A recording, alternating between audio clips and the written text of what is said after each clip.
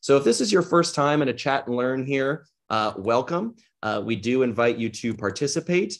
And how you can do that is you can go into chat box, and that way you can ask questions as we are going here, and we will relay those questions to our speaker, and that way you can have your voice heard. And there we go. And know that you can turn on your camera here. Feel free. It's a great way to connect with the speaker and have a little face contact here. No worries about being Instagram ready. You don't have to worry about any of that. We are recording this, so know that there will be a link of a rewatch that we'll send out in a few days, and we're going to post it to our YouTube channel at Power to Fly Chat and Learns. If you have a question, like I said, you can drop it in the chat. And if you have any questions that you'd like to ask anonymously, you can message me directly, Hunter. So you go over to the chat box, you select my name, you should get a little red notification there, and that will say direct message. So feel free to do it that way. And if there's any questions or concerns that come up, you can ask a question that way. And I will try to address it as swiftly as possible. And so know that because this is a shared space, this is a safe space, please be mindful when you're using the public chat so that we can all have a lovely time. And feel free to follow us on all the socials at Power to Fly, hashtag Power to Fly, on all the things. You can tag and repost and find lots of great stuff that way. Okay, so without further ado, I am very excited to introduce Charlotte Hillenbrand. Now, Charlotte is a lawyer who became an international airline pilot and then has become an author, speaker, and coach. What did you do this morning? Her first book was published in early 2023. Charlotte is passionate about human potential. She has coupled this passion with her own experiences and studies in applied neuroscience and positive psychology. She speaks about how every individual can access resilience and teaches simple and effective ways to do that. Charlotte also teaches about strength and resilience in her mentoring and coaching business. So please give a digital round of applause and warm welcome to Charlotte. Charlotte, thank you so much for being here. Thank you so much for having me, and thank you for that introduction. It's lovely to be here and talk to your audience at Power to Fly. Now, the context of our conversation today is how to go through change and uncertainty with more ease. We know we all have had a lot of that around us in the last few years and still have. So I think you're going to get a lot of value out of this if you're someone who either has been forced into big change, maybe you've lost your job like I did, or if you're choosing change because you've had enough or you want something different or whatever the reason might be. And sometimes you don't even know really what you want. You just have this sense that there's more and you don't know how to get there. And also, if you're feeling a little bit overwhelmed by all the uncertainty around us at the moment, I think these ideas will center you and let you find some calm. I trust that you'll notice the value of applying these ideas. I want to make sure that you have a pen and pad ready so you can take notes and don't miss a thing.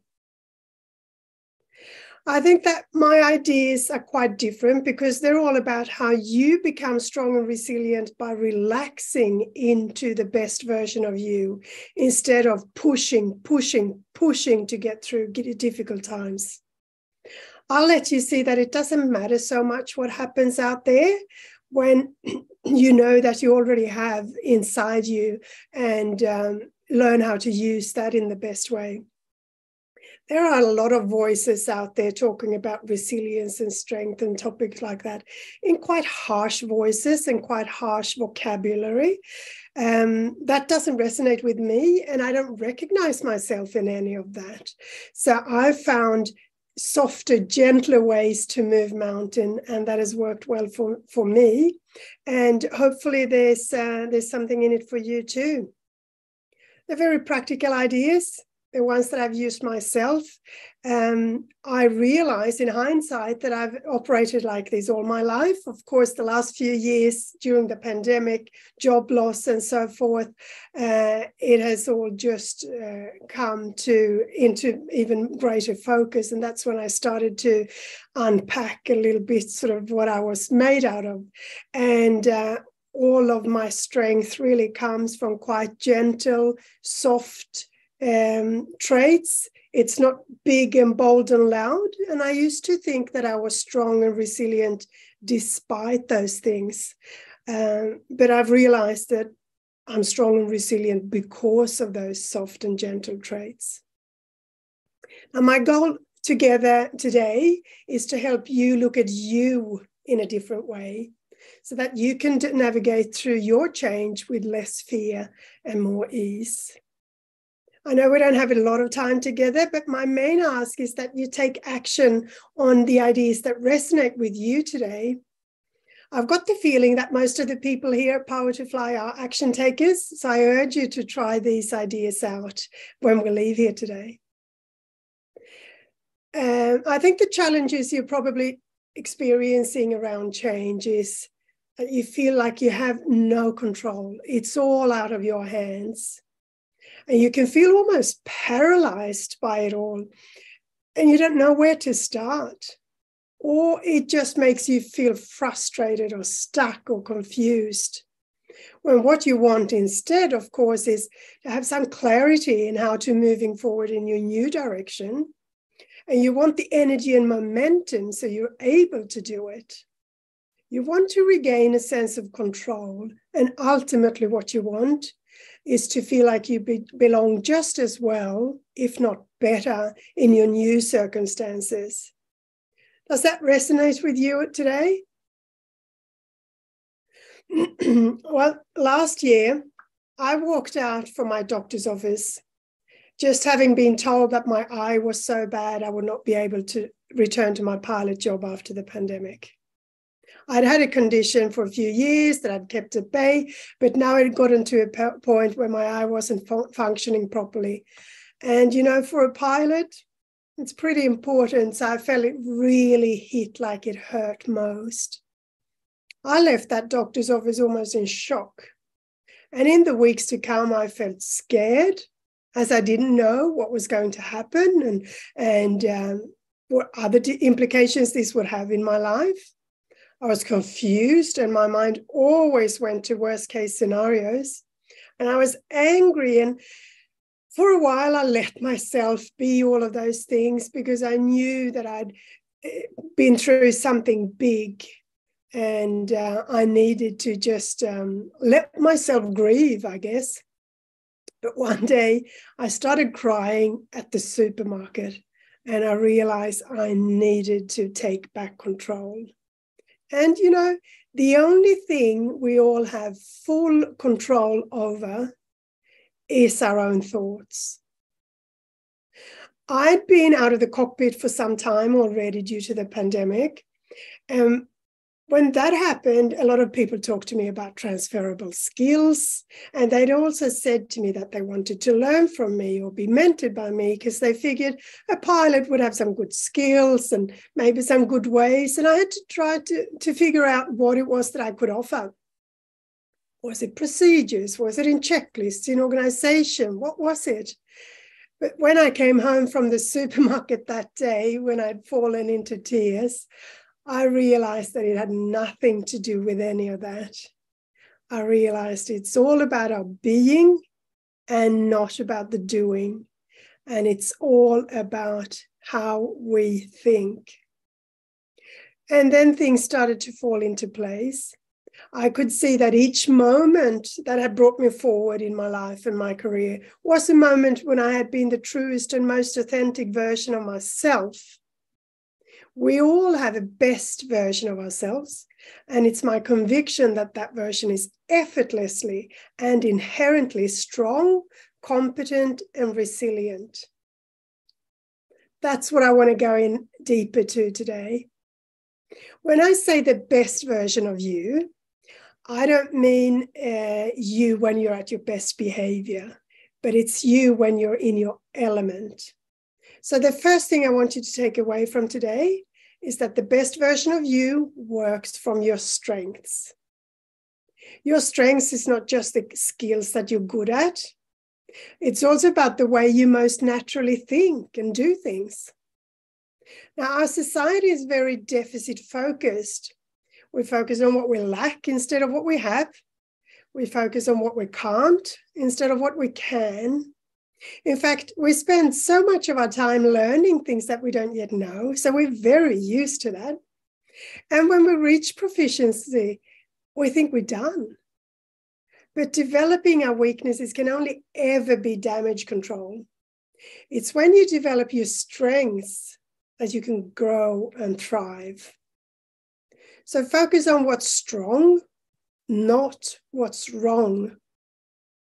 Find out what your strengths are. And again, that's not only what you're good at, but how you work best. But here's a couple of pitfalls that I've noticed in myself, but also around. Because our strengths are things that come naturally to us, we easily overlook them, or even worse, we actually discredit and devalue them because they are so easy for us. You've probably heard that anything worthwhile comes from hard work. So therefore, it just comes easily that what comes easily to us, we don't give much value. And I think that's just crazy. So start leaning into your strengths and start by starting to value what comes easily to you. Another thing is, and this is something I see time and time again with people I talk to and people that I work with as coaching clients, even when they have done something that they know is difficult, they don't even notice it or recognize it the way it deserves to be. Just the other day, I was talking to a lady who had gotten her university degree many years ago with top marks and even a outstanding achievement award. But at the time, when she was going through so much hardship, she didn't really register all her accomplishments. So today, 25 years later, she still hadn't even recognized what she did that day because she didn't stop and see it in the moment. So now we're working on her celebrating the win, her accomplishment 25 years ago. Because when we don't even know our achievements and accomplishments, we have no chance of leaning into them. We need to recognize and notice them so we can continue doing that. And again, in our deficit-focused world, we're very used to evaluate when things go wrong, but we spend very little time evaluating when things go right. I want you to evaluate things that go right, because that's how you learn and can do it again. You see, strength and confidence and resilience, they're all connected. And a lot of women especially suffer from a lack of confidence, or at least we want more of it. And the sad thing is that people keep themselves from doing what they want because they think they need more confidence to do it. When in actual fact, it works the opposite way. You get the confidence from doing it. The action comes before the feeling. So again, going back to what I just said, if we don't recognize the difficult things we do, the things we achieve, the things we overcome, we miss out on all that confidence that was there for us to harvest. So I want you to start evaluating the things you do right and do well and the difficult things you do and overcome. You can even think back over your life and notice some of the things that you just rushed past. In my mentoring and coaching, I spend a lot of focus on that because when we pay attention to that, we can see them from a different perspective and we can see how we can use them anywhere we want or have to be. And that's how, instead of transferable skills, you have found the transferable you. when you're able to see that your strengths can be used in many different ways, in many different areas. You don't need to feel so bound to the circumstances you've been to so far in your life. So let me ask the listeners some questions right now. On a scale of 1 to 10, how good are you at noticing when things you do well?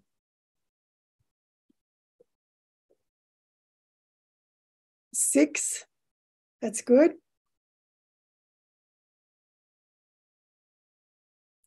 7, 8, that's great. That's great. It's so important to notice what we do right and not just what we do wrong. If you had a way to collect all your wins so that you could refer to them in the future and lean on them, what would that what would that give you? Have a think of that. What would be possible if you kept leaning into your past wins? And ask yourself, can you commit to improving in this area? So you never let a win go by. Another thing I want you to embrace is what I call fortifying flexibility. It's not hard and rigid that is resilient, it's flexible that is resilient. Imagine a big, old, solid oak tree. It's strong and solid and looks really resilient. But when the storm comes, it might snap in its rigidity. And imagine instead of willow, it only has thin and flimsy branches, but it gets through the storm rather unscathed because it's so flexible.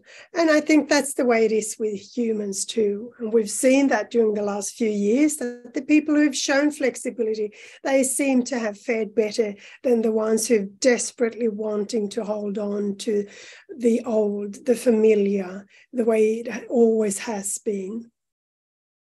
So when you've found that transferable you, and you can see all your accomplishments, and you take the confidence that you get from seeing that, then you're able to tell yourself, I can do hard things. I've done hard things before. And it takes away some of that fear and lets you relax a little bit. And when you do that, you've got better access to all your resourcefulness. Becomes easier for you to see and embrace other ways when we're not so desperately clasping on, but can relax back a little bit. One way to invite flexibility into your life is with the word maybe. Maybe can open the door a very, very little crack to a closed mind. And sometimes that's all it takes to take that initial step. When things seem impossible or too much, and you think there's no way I can do that, then maybe you can at least try. Maybe you can at least ask, and maybe you can at least start. Again, I want to ask the listeners, does that resonate with you? Are you strong like an oak or like a willow? And what would inviting some flexibility into your life do for you?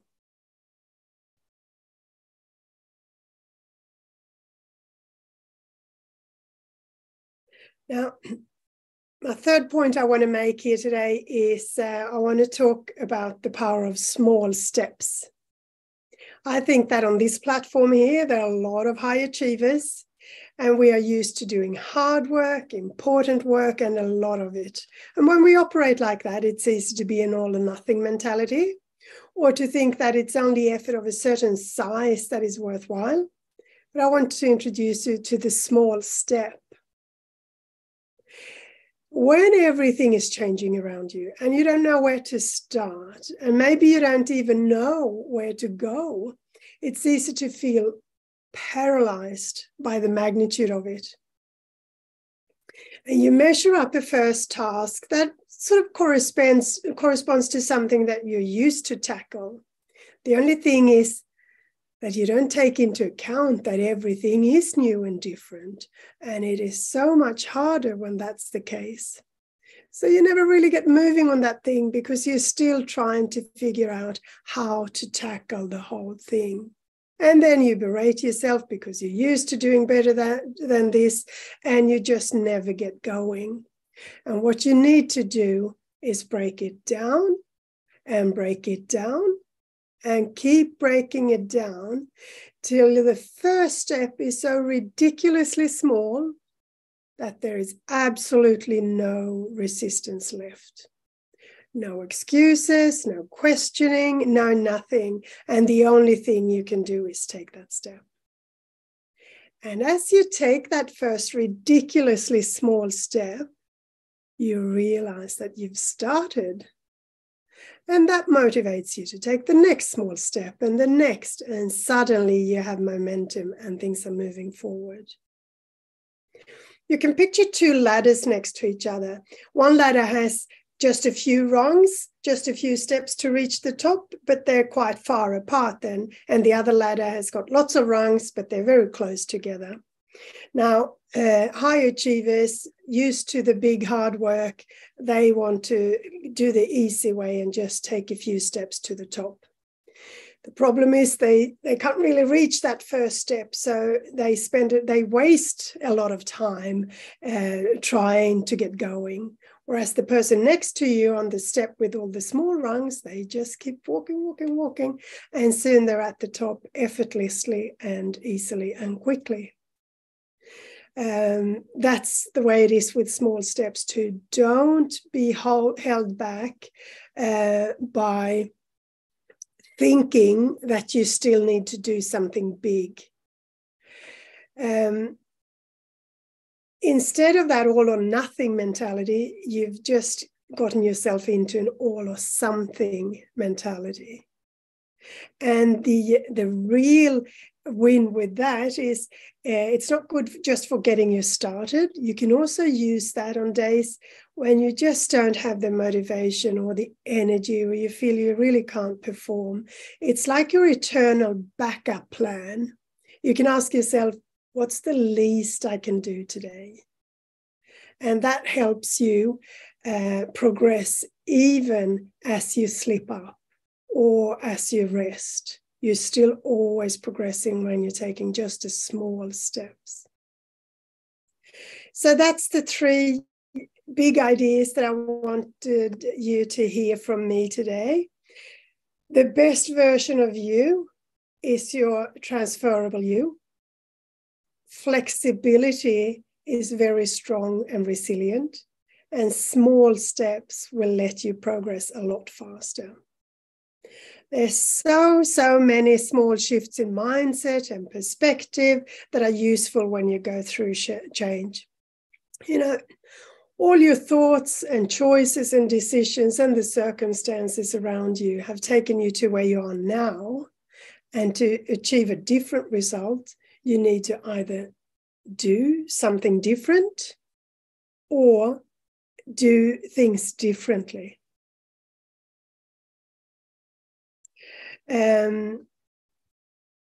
Even when you go through really big change, I don't think it's necessary to do it in a big way. You can still keep your small ways and soft ways, and you can start moving, then get it through to the other end with more certainty, more clarity, more centered in yourself, and you'll be able to feel quite undaunted that way. Now I'm very interested to hear from you. As a perfectionist, I often feel like I already have to be perfect before I even start something new. Yes, and that's another thing. We think that perfectionism is a badge of honor. We think that's a good thing to have. I want to beg differently. I don't want to offend, but I think that perfection is procrastination. And no one benefits when you, even if you know you could do 1% better on your work, if you never get it off your desk, no one will benefit. No one will see that that work. So maybe instead see it as a first draft or something, because there might be other people who want to have input anyway. So put something forward, and the relief that will give you, the momentum, again, small steps that will probably give you what you need to improve it in the next step anyway. Yeah. Wow. Thank you so much, Charlotte. This is so powerful and so helpful. And I feel like there's so much here. I was taking so many notes Right. as you suggested, but I just was compelled. I was like, this is so great. So many nuggets here that I'm going to just highlight here. There's said it's all about the being, not the doing. You know, I love that. There's makes phrase, you know, we're always, you know, we're human beings, not human doings, right? It made me think of that and it's like, right, I'm always like, people are like, so how's it going? And I'm like, always talking about what I'm doing, you know, but a friend of mine used to tell me, it doesn't matter what we're doing, it's how we're being, exactly like you said, you know. And if I have a lot of stuff going on, but I'm still rude to that barista or to my partner or to, you know, impatient with people, that's no way to be, right? And that's not, and there's no way to be in a transition to something new either. And I think that we can, of course, get things done in that being as well. But if you have a to-do list, 3 things you need to do this week, think to yourself, who do I want to be? I want to be, for example, me, I want to be someone who's curious and playful and creative. So you take that to-do list and you think, how can I do this task with curiosity? How can I approach this task with playfulness? How can I do these tasks with creativity? And I have found a way to be the person I want to be, rather than just tick those things off my list. I love that too, because all of the things, you know, who do I want to be? So a lot of people are going, you know, might have a list of nouns. I want to be this, I want to be that, I want to be famous, I want to be successful, I want to be, but like all of yours are verbs, you know, all the things you want to like action, you know, to be creative, to be playful, to be curious, you know, then you can bring that to all of the things that you want to do. Yeah. Exactly. Yeah. And that's all about values. That's something I didn't really touch upon here today, but that's you have your strengths. That's all about how you perform. That is so important that we recognize that, because I think that we can perform well in lots of different areas. We don't feel, like I said, we can be transferable then. And the other side of that is values. What is it that actually drives us from within? And when you use that as your guide, when you make choices, when you make decisions, it will feel very aligned. You'll feel fulfilled in a different way. So, for example, a promotion is coming up, or you're thinking about applying for this job because it feels like the next step or a step up, and we should all strive for higher and better and more and bigger and all of this, right? The only thing is that if what's important to you is more flexibility with your time or even more time off, then if the upside of this job you're considering is just more money, you're probably not going to feel very satisfied because it doesn't align with what's important to you. Maybe the job that offers more time flexibility is more important for you to strive for, because that will be aligned with you, and you'll just feel more complete, more happy, more fulfilled in that job instead. Yeah, absolutely. And I love that you just used one of your magic words from the talk today was maybe. Can open that little crack, a little door. And while you were talking, I was like, oh, I think Charlotte will enjoy this. I have a lot of pictures, as you can kind of see blurry, but I have a lot of photos too hanging on clothespins around my place. And I was in this vintage shop once, and they had these 3 clothespins, and I only bought one of them. And I think you'll appreciate this. If you can see, it says maybe on it. Ah, And yeah. I keep that there on a door near with some art hanging on it. It's just a nice reminder. It's like, I have this tendency to say yes or no, can, can't, and maybe, just maybe is a helpful shift. I can say, as someone that's been practicing that now for a couple of years, it is helpful. Yeah. That's great to hear. That's great to hear. Thanks for sharing that. Oh, yeah, you bet. Yeah. So, friends, we have about 30 minutes left. So in the next half an hour, if you have any more comments, questions, responses to what we're talking about and what Charlotte was speaking about, feel free to drop them in the chat and we will respond there. I also have a list of pre-submitted questions, which a lot of y'all wrote in advance. So thank you so much for that. Just so you know, they have been anonymized, so I don't know who wrote them. And if you want to give a shout out to you hear your question, feel free. Some people like to do that. Also, we'll just keep going down. So we have a lot of great ones here. You touched on some of them. And so we might circle back around, go into further depth. And there was also some things in here that I'd love to hear you speak to. So as as the topic is, building your resilience, getting through change and uncertainty with more ease. I love that word, ease. I'm always trying to bring that in.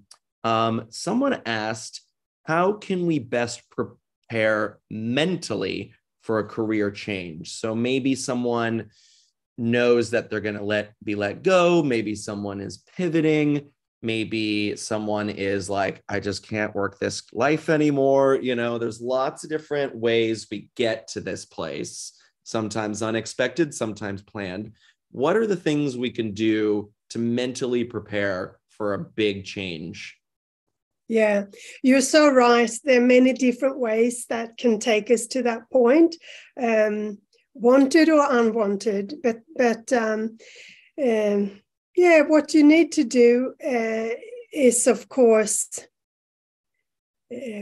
never, ever, ever, even if change is forced to you, berate yourself in any way. There's so many reasons for change now, and a lot of it is out of control. Again, the only thing that we can control is our own thoughts, our own reactions and actions. I think, again, knowing your strengths, and by that I mean not only I'm good at this and this and this, but how do you like to work? Are you someone who likes to work face to face with customers? Are you someone who wants to sit and analyze numbers in a closed office? Do you work creatively? How do you work best? And it can be not just work, but how you function just as a person. There's lots of good strengths assessments online that you can do. I'm not affiliated with any of them, but they're very, very helpful. So you can identify your strengths and also learn how to use them. The second thing is what I just alluded to, know your values. What is important to you? Because then the choices you will need to make ahead needs to be based in that. That is your compass. Whatever choice, whenever you're at a crossroads, this or that, left or right, just say, what does my values say? Where would my values lead me? And when you know your strengths and your values, I think that it will be easier for you to see that you don't just belong in this circumstance, in this job where you've been for so long. It doesn't matter so much where you need to go or where you want to go or where life takes you, because you are centered in you. You take your way of being, your way of operating, your values with you, and you can, skills, new skills at a new job, we can always learn. And I think that employers nowadays also know that it's more important to find the right person, because skills, we can all upskill to where we happen to be at whatever level we are. So those other things that can keep you centered, and also it can give you a little bit of continuity. When everything is new around you, you know that you just keep operating as you just keep doing you. And hopefully that's a little bit of comfort. When we go through change, we need to find comfort, ease, wherever we can, because we're used to certain ways, and when that's not there anymore, when there's just so much uncertainty, the mind starts spinning, and everything becomes difficult, and we start thinking, I need to do this. So we start doing that. No, this needs to come before. We start to do this. No, this is more important. And we just get a bit flustered. So whatever we can do to just calm down, center ourselves, find that ease. And if we always keep reminding ourselves, I'm in my strengths, I'm following my values, I think a lot is gained from that. Does that answer the question? I think so. Absolutely. Yeah. I love too, when, as you said earlier, focus on what's strong and not what's wrong. And it makes me think about the negativity bias, right? That a lot of us have, where it's easy to remember all the things that didn't go well or that I'm not good at. And it's so much harder to remember maybe the 3 times as many more things that went well or that I am good at. Yeah. And you're not wrong. You say it's easier to remember. That's actually a physical thing. Yeah. We do notice and pay attention to and just give more energy to the things that go wrong. We remember them longer. They have a bigger emotional impact on us. So what I say is, people talk about toxic positivity when you try to make everything sound happy instead, or just focus on that. I think it's not so much about focusing on positives, but just focusing on the rights and the good and the good things. And as you just said, the negativity bias is there. It's a real thing. So the way I see it is, you need to think 3 positive thoughts to even get up on par with your own brain, who is trying to sort of keep you down. So don't ever be afraid that you're too positive, or that you're. I think we can see and notice the positive things in our day, even if that just is 1 minute out of 23 hours and 59 minutes of rubbish. When we think back of the day, it doesn't need to be a sum of the day. You can just choose, what do I want to remember this day by? And that can be the 1 minute when someone smiled at you and said hello, when the sun broke out of the clouds, or when you sat down with that coffee, or whatever that is. That can be your memory from the day from that day. And that way you prime yourself to notice more. Because here's the thing, our brain, there's so much coming at us all the time, so many data inputs, we cannot process it all. So our brain filters into you what you want. And how does it know what you want? Because you keep telling it all the time what you want. And by that, I don't mean that it knows what you want. It just knows what you focus on. It keeps giving you what you focus on. So if you already all the time focus on, oh, they're out to get me, this is hard, I'm never going to get there, I'm worth nothing, all of these things, that's what you're going to get.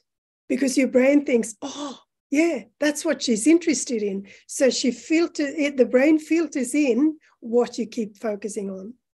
To change that, because of course you are in charge of your brain, it's not the other way around. You need to focus on other things. So focus on that 1 minute out of the whole day. That was great. It gives the brain a message that, okay, we can focus on those things. And eventually, little by little, you have calibrated your own filter so you'll get other things coming in. I love that. It really is. It makes me think of just like early primordial humans, because we remember those things in our DNA, because like, that's dangerous. Don't do that again. Stay away from that hot thing or that animal or whatever. And now it's like, well, that isn't necessarily the information we want to go on anymore. Because, just because I was embarrassed one time because I wasn't prepared or something, I'm never going to do that again. Well, that might hold me back now. Yeah. And you're so right. I mean, our brain is that old caveman brain that wants to keep us safe. But the reason it wants to keep us safe is because it saves it energy. The brain is a center for just dividing resources to the body, really. So it needs to economize with the resources. So whatever takes effort, it wants to automate.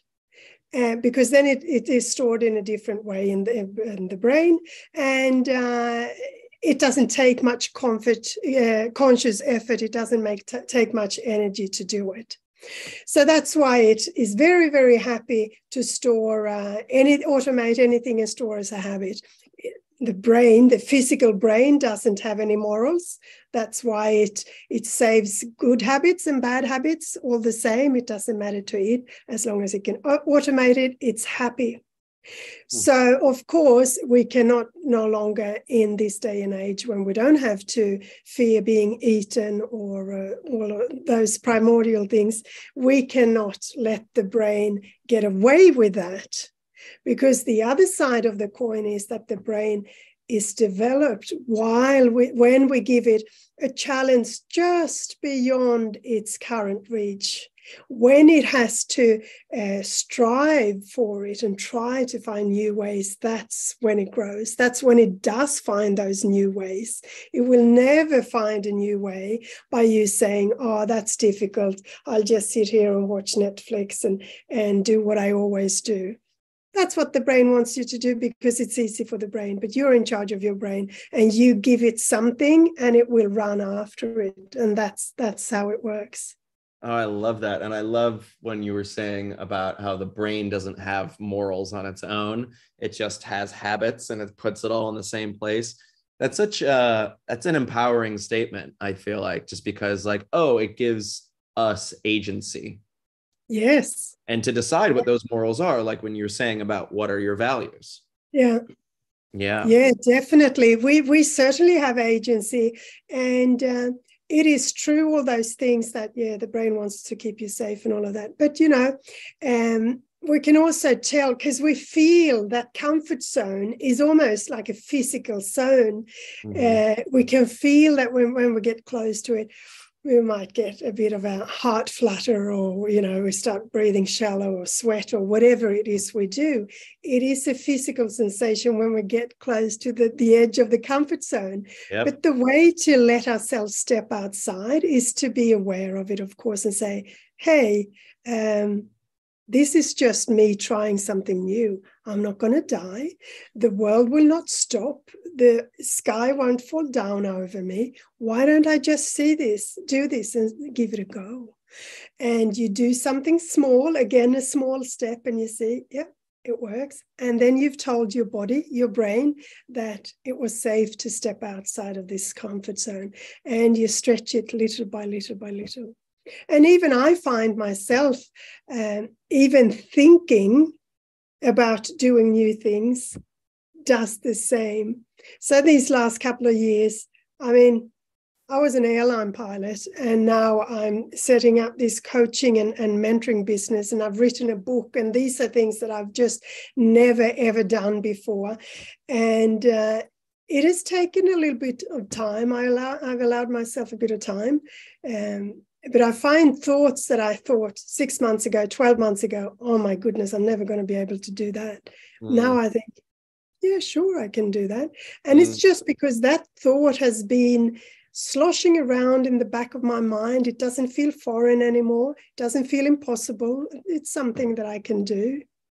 So, yeah. And you've broken it up in, like you were saying, those tiny, ridiculously small, I think is the way you describe them when you're speaking, which I love, because like, oh, well, if I could just send that one email today, that's, and then the conversation has started, or just write one sentence of my book, because it's that blank cursor blinking of doom, right? Before when there's a blank page, but just starting one, just giving a very achievable goal that you can do. Because then, like you said, then you have momentum, then you start to get in it. And then, then 2 hours have gone by and you've written 3 pages or whatever your project is, right? Yeah. I use a timer a lot. I put a timer on 15 minutes. Those dreary tasks, or when I can't get myself going or whatever, 15 minutes. And then at least I do that. And first of all, you'll be surprised at how much you can actually achieve in 15 minutes. And second of all, if that has gotten me into the flow, I, of course, allow myself to continue. If after 15 minutes, I am just so glad that the buzzer went off, I can at least tell myself, yeah, I took that first small step. Like I said, it's the eternal backup plan. Yeah, but I feel very similar with and it works with everything, even tidying through the house, that look around and go, oh, it's such a mess. Okay, 15 minutes. I'll see what I can do in 15 minutes. And it is amazing. And it's required. I think what's really important to those 15 minutes is no distractions. Yeah, exactly. Yeah, that's why the timer is there, because then, you know that this is what I do now. Yeah, it is amazing what you can achieve in 15 minutes when we focus. I love that. So friends, we have just less than 15 minutes left, funny enough. Time. Let's see what we can do in the next 15 minutes, Charlotte. That's it. Yeah, here we go. So we're talking about trying new things, getting that first small step. And someone had a great question. So let's say we do it and we fail. So their question is, can you share some tips on how to process failure in healthy ways? And I also would just like to flag, I think failure is very subjective, right? Yes. So do what you will. Yes. Yeah. Well, first of all, I want to say, I want to redefine failure completely. Yes. We don't live a win or lose life. We live a win or learn life, I think. You either win or you learn. And when you can see it as lessons instead of failure, then you learn that, I don't even like to use the word failure, to be honest. But when we don't achieve what we set out to achieve, that's just data for you, really. You need to do something different. Go back to the drawing board. Try again. What do I need to improve? It is really just part of the learning. We need to see that when we need to see failure as learning. So, of course, we can fail and we can tell ourselves, that's all right, you can do it the next time, all of these things. But we don't even have to go there. We can just strike out the word failure from the beginning and just instead say, okay, so what did I learn from this? And you just keep going on. There is no need to berate yourself. There's no need to even comfort yourself because you're not even seeing it as on that scale. Yeah. It's so easy to, I think, I've experienced this. I've heard others report similar feelings of the things that we say to ourselves is we would never say it to anyone else. We're never as hard on anyone else as we are on ourselves. And, I've gotten the advice of, try to talk to yourself the way you would talk to a friend if they were going through something challenging. Exactly. And I think that's great advice. That's great advice. We just need to remember it. Easier said than done. Yes, exactly. But that is so true. That is so true. Yeah.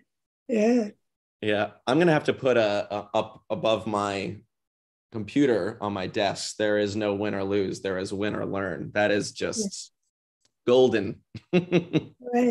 Great. Yeah. Yeah. So let's see. So there's a lot of questions that we have too about. I just want to give you a quote there on that. Thomas Edison, who invented the light bulb, he said, "I haven't failed, but I found 10,000 ways that don't work." he didn't let that put him down, obviously, and that's the way it needs to be. And some companies have this as part of their business idea, to invite failure, and they say fail fast, and they just want to take the drama out of failure. They want it to be sort of okay to fail, and because that's, of course, where innovation comes from. Imagine there would be no innovation, no products, no medicines, no nothing if we didn't fail, if we didn't allow ourselves to fail. Yeah, it's so important. Exactly. Failure is not only okay, failure is important. Yeah. So we have a few questions that I'm going to sort of mix together here, because they both are about having time off from the workforce. So one person, has been off for 7 years, now or 3 of those years have been through COVID, and they're having a hard time feeling confident. So they're curious if you have any tips of how to rebuild their confidence after such a mandatory lockdown, all of that.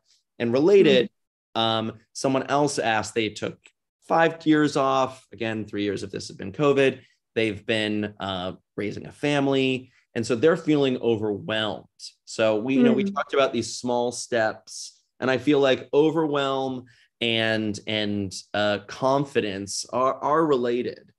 Yeah, I think so too.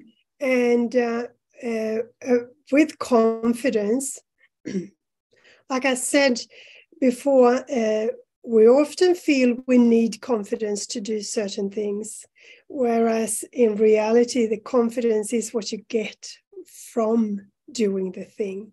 So how do we do the thing then that feels hard or daunting? Well, again, by taking it back to small steps.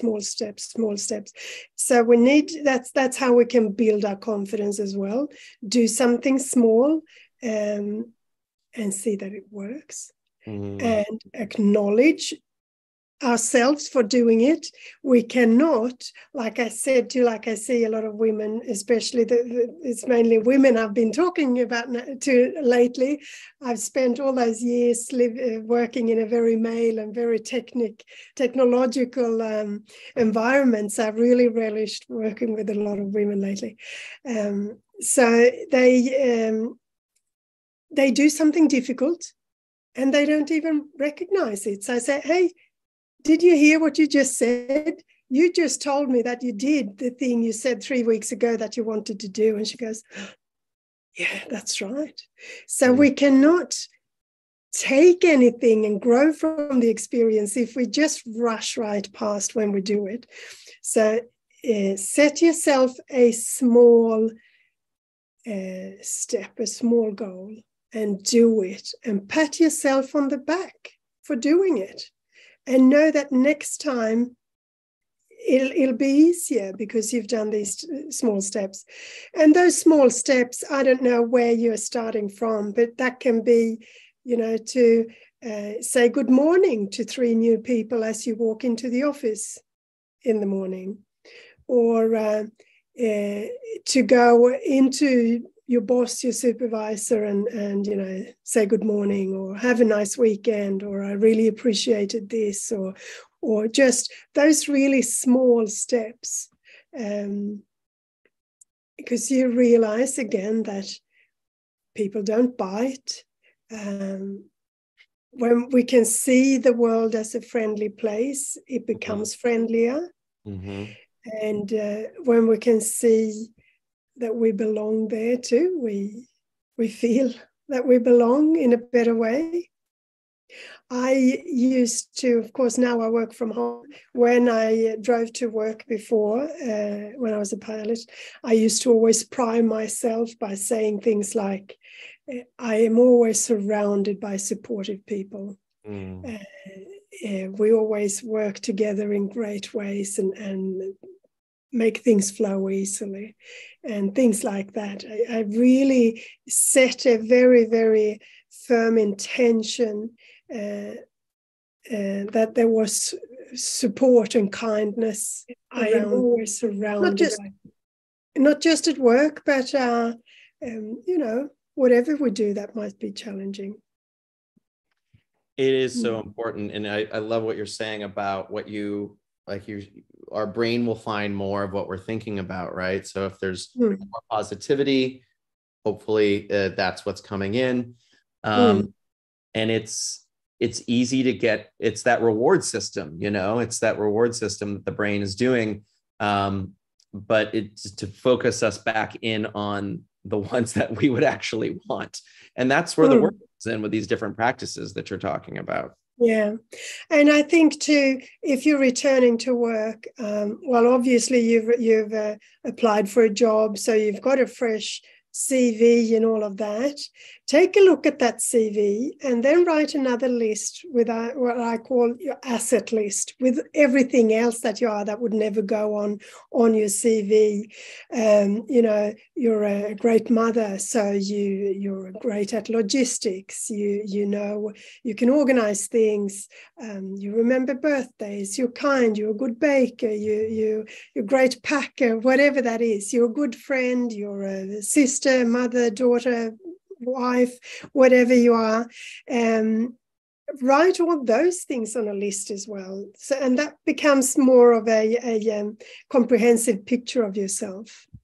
And have a look at it for your things too. We write that CV and those applications to impress other people. And I think we do well to let ourselves be a bit impressed by it as well. Spend a bit of time and look, that's me. I'm pretty darn good. And when you add that extra other softer layer to it, have it out. Look at that every morning before you go to work. Look at that every night before you go to bed. Look at how great you are. I love that. We can just, as you said, like this kinder, softer, easier version of this self-talk for ourselves to help us each day, because it's hard enough. We don't need to make it harder. No, we don't need to make it harder. And you say you love the word ease. I think that's a good guide to have. I use that as well. Not easy, because we can do hard things, but ease. And when we don't feel that ease, ask yourself this question: is it hard because it's new, which means it's okay that it's hard, you just need to learn into it? Or is it hard because it's not aligned with you and your values, which might be a case where you should consider ditching it?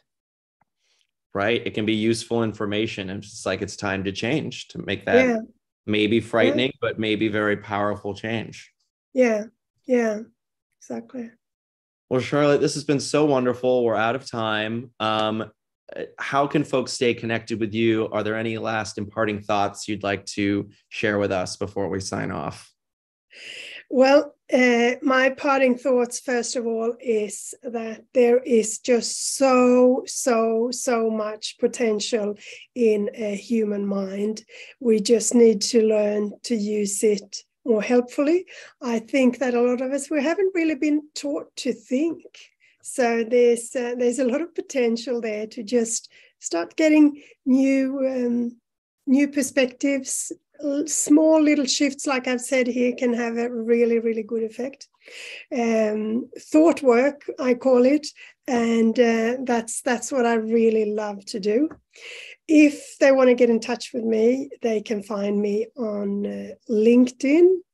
My web page is still under construction, so I don't want to send anyone there, but LinkedIn is a good place. Or send me an email at ch@charlottehillenbrand.com.au. Yeah. Perfect.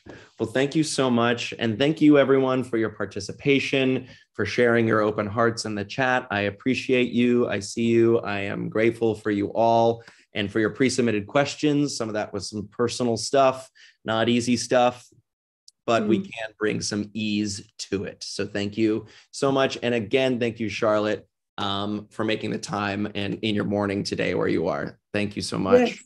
Yeah, thank you. Thank you. And thank you all for coming. It's been a pleasure to talk to you today.